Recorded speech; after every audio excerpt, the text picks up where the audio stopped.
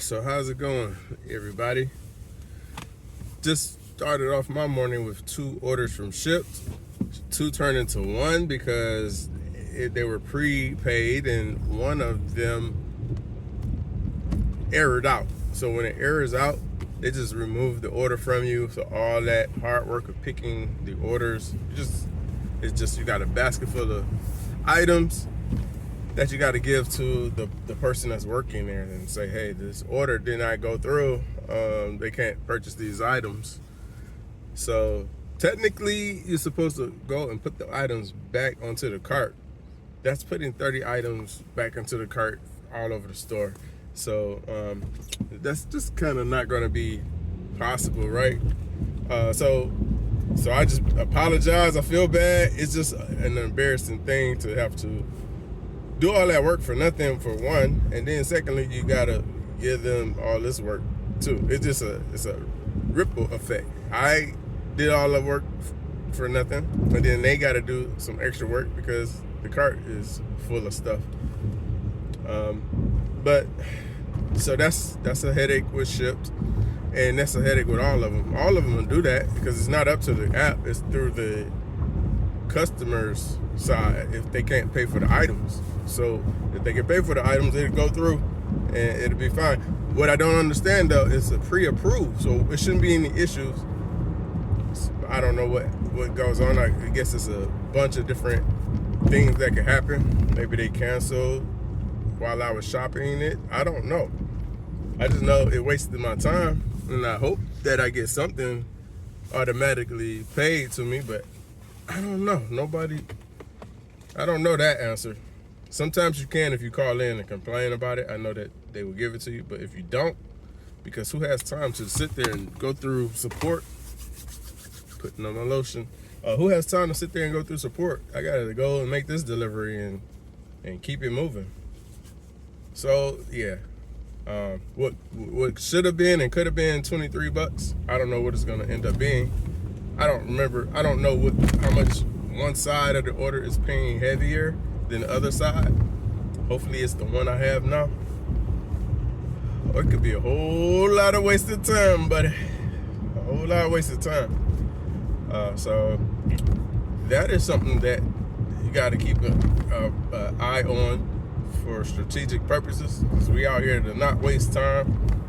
I could have just been door dashing during this time, but I'm trying to see how the strategy works ongoing for doing a couple of ship orders in the morning and then doing DoorDash in the afternoon. Still getting my goal for DoorDash, and then ship will be extra. What I'm trying to do is demonstrate you at your full-time job and doing a little extra on the side. So in this viewing, because I'm not taking y'all to real estate with me, I think that'll confuse everything. So it just brings a whole lot of questions into the game. I'm trying to show you how you can take just your income. You don't have to be making a whole lot of money to do this. You can just take whatever you're making.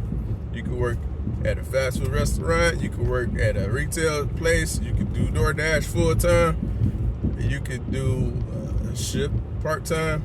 You could just do it all with one thing. Like if you have a job where you could do some overtime, then just start doing overtime more as often as you can. You know, there's no set rule to it. It's just set to it. You know, there's no set rules to it. Just get set to it, and you can compound that energy. That little bit of extra energy just keeps rolling over itself, compounding, growing. So whatever your goal, so you got to set your goal first, or it's gonna be like, what are you doing for? What direction are you heading to? You don't know what direction you're trying to get to. You got to set a goal, and then how you gonna get to the goal? You could come up with a better idea than maybe I have, but for those that just really can't come up with an idea or just haven't even known that this is a thing that maybe they should think about, here's your base idea. That's it. You might come up with like a Fiverr business where you are making thumbnails on the side, or some type of thing on the side through Fiverr or through some of these work apps, these work at home apps. There's a lot of stuff, man. There's a lot of stuff. There's medical delivery, medical carrier deliveries. You just gotta get in. You gotta find what you like, what vibes for you. But in the meantime, if you can't think of nothing, while you can't think of nothing, this is probably something that you should just start. Plus, to give you that little extra safety measure, if you fall into a jam and you need to go out there and hustle up some bucks for whatever the reason, and then you could just pop on the app and get to it. You're already set up at that point. If you are in the situation and then you still gotta like try to set yourself up with everything, you're gonna be at a time crunch probably, because emergencies usually have a time crunch. You know, whereas if you already are set up and you are pop into an emergency and you still have your car available, pop into that app and just start going to chip away at your emergency. This is like a money emergency I'm talking about, because you know, got to be specific for the people. Yeah, so that happened. It was annoying, but gave me another point to share. So you gotta appreciate the lessons and just keep moving.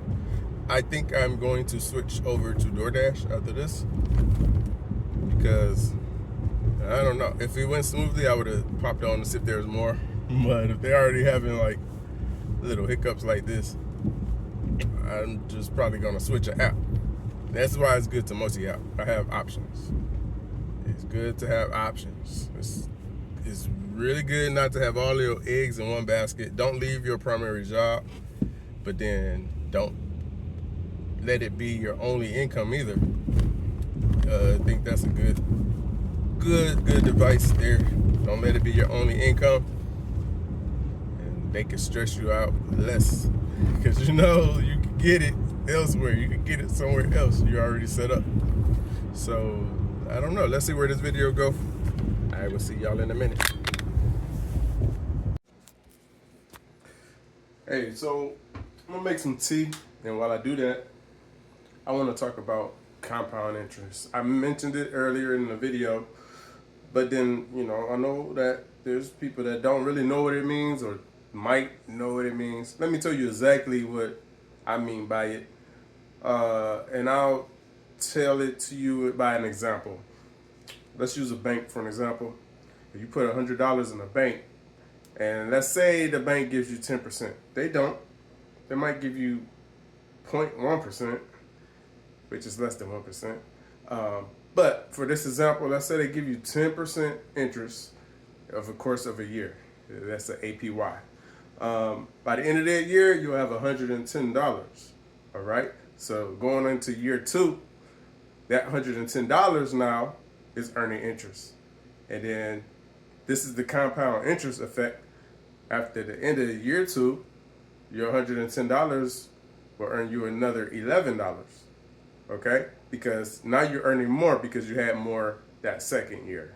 So, knowing what compound interest means, you can see how valuable that tool could be if you use it with your money. If your money isn't earning interest, you're probably spending it, okay? Because if you put it in something to where it's working for you, you're gonna let it work. You're not gonna like take it out. It'd be like sending your employees on vacation. Think about that. You own a business and your employees are working hard, they're focused, they're out there working, but then you say, no, you know, everybody, go on vacation. and basically don't come back because you've stopped them from working. So that's what spending money means. You took your money, which is your employees, your autonomous, I can never say that word, your autonomous employees. I'm gonna let that stick for a minute. Tongue-tied today. Your autonomous employees working for you, they don't say, hey, I want a day off. Your money just keeps working. Now, you want to buy something, that means you are firing those employees. They're not going to be able to work for you no more.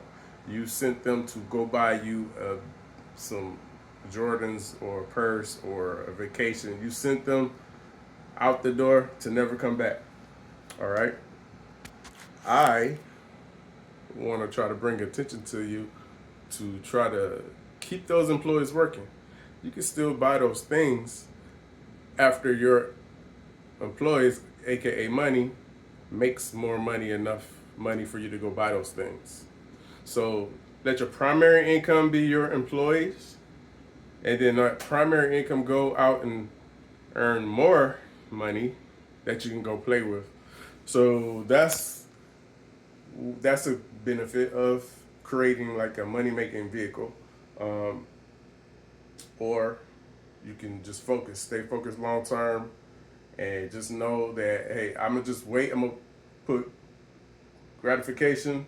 I'm gonna pause that for a minute, put that to the side, and I want to make sure I can retire on time or early.